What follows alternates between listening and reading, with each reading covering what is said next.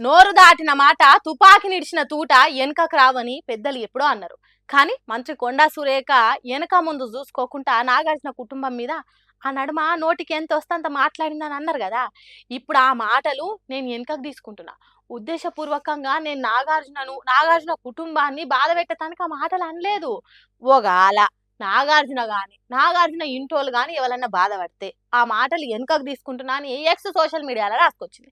మరి ఇప్పుడే ఎందుకు సారీ క్షమించు అన్నట్టు చెప్తున్నదంటే, అప్పుడు మాట్లాడిన దాని మీద హీరో నాగార్జున పరువు నష్టం కేసు నాంపల్లి కోర్టుల వాదనలు జరగబోతున్నాయి గురువారం నాడు.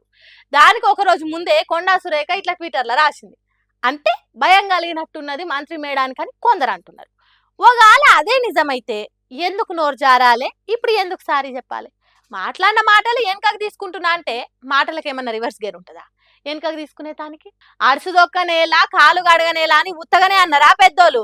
అప్పుడు మైక్ల ముంగట్టుకొచ్చి నోటికి వచ్చినట్టు మాట్లాడి ఇప్పుడు ట్విట్టర్లో ఇంగ్లీష్లో పోస్ట్ పెట్టుడైంది. ఇది నేటుంగా నెత్తి వీకి సాటుంగా కాలు పట్టుకున్నట్టున్నది. కాబట్టి మీడియా ముంగట్టుకొచ్చి క్షమాపణ చెప్పాలి. ఒక్క నాగార్జున కుటుంబానికే కాదు, హీరోయిన్ సమంత, కేటీఆర్ కూడా క్షమాపణ చెప్పాలి. తర్వాత కూడా వెనక ముందు చూసి మాట్లాడాలి. కొండా సురేఖ సామాన్యమైన మనిషి కాదు, తెలంగాణ రాష్ట్రానికి మంత్రిగా పనిచేస్తున్నది. కాబట్టి గిట్ల సారీలు క్షమించు అనుడు వండుకుంటుంటా చూసుకోవాలని కోరుకుంటున్నారు కొండా సురేఖ సోషల్ మీడియాలో రాతలు చూసిన జనాలు. మన పని మనం చేసుకుంటా పోతే ఫలితాలుగా అవే వస్తాయి అన్నట్టు జాగృతి కవిత ఎప్పటికీ జనం నుండే పని చేస్తున్నది. ఎవరు పట్టించుకున్నా పట్టించుకోకపోయినా జాగృతి జనం బాట పేరుతోనే పల్లె పల్లె జిల్లా జిల్లా తిరుగుతున్నది. బుధవారం నాడు నల్గొండ జిల్లాలో తిరిగింది. పబ్లిక్ పడుతున్న కష్టాలు తెలుసుకునే దానికి సర్కార్ దవాఖానకు పోయింది. అప్పుడే పుట్టిన బుడ్డ పిల్లలను ముద్దు చేసేసుకున్నది. ఎట్లున్నాయి సవలతులు అని అడిగి దవాఖాన ఎంత దరిద్రంగా ఉన్నదో తెలుసుకున్నది. ఓ చిన్న పాపకు దీక్ష అనే పేరు కూడా పెట్టింది.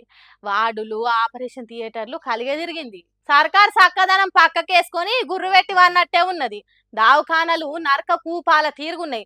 మార్పు అనే అధికారంలోకి వచ్చిన కాంగ్రెస్ సర్కారు చేసిన మార్పు ఏం లేదన్నట్టు జనంతో మాట్లాడిందట. ఇక జాగృతి జనం బాట అనే కార్యానికి కవిత వస్తున్నదని పెద్ద హోర్డింగులు పెట్టిండ్రు కవిత అభిమాని కంచర్ల శివారెడ్డి అనేట ఆయన. మరి ఎవలకు కళ్ళు కుట్టినాయో నల్గొండ చౌరస్తాల కట్టిన కవిత హోర్డింగ్ బొమ్మను తెల్లారేసరికి ఈ పికుప్ప పెట్టిండ్రు. రోడ్డు మీద అడ్డంగా పడేసిండ్రు కవిత బొమ్మను. ఆకాశాన్ని అందేటట్టు పెద్ద ఉన్నదని దీన్ని ఒక్కదాన్నే తీసేసిండ్రు అనుకునేరు. చిన్న కవిత ఫ్లెక్సీ బొమ్మలను కూడా కానరాకుండా చేసిండ్రు. మున్సిపాలిటీ బండ్లల్లో వేసుకొని పోయిండ్రు. ఎక్కడ చిన్న జాగృతి జెండా కాగితం కండువా కనిపించకుండా చేసిండ్రు.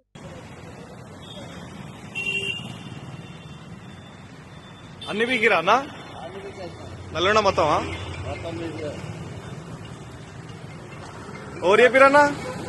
ఇట్లా చేసినందుకు జాగృతి అన్నలు కొందరు కాంగ్రెస్ పార్టీలకు కవితక్కను చూస్తే కాళ్ళు వణుకుతున్నాయి, కూసాలు కదులుతున్నాయి, అందుకే గీతీరుగా చేసిండని అంటున్నారు. అయితే కవితక్క ఒక్క కాంగ్రెస్ సర్కార్ను మాత్రమే అనకుండా బీఆర్ఎస్ సర్కార్ను కూడా తిట్టింది. ఇదేనా బంగారు తెలంగాణ? 12 ఏళ్ల నుంచి తెలంగాణ కృష్ణా నీళ్లు నల్గొండకు తెచ్చినోళ్ళే లేరు అని గట్టిగా అరుచుకున్నది. అయితే ఈ మాటలు కాంగ్రెస్ సర్కార్కు వత్తాసు వలికినట్టే ఉన్నాయి. కవిత కాంగ్రెస్ పార్టీలు రాసి ఇచ్చిన స్క్రిప్ట్ చదివినట్టే ఉన్నదని బీఆర్ఎస్ పార్టీలు అంటున్నారు. సరే, ఏది నిజము ఏది అబద్ధం అనేది మనకు తెలియదు, కానీ కవిత మాత్రం ఎక్కడ ఆగకుండా జనంలో తిరుగుతూనే ఉన్నది. ఇక చూడాలి మరి ఏమైనా కాల్సి వస్తుందో.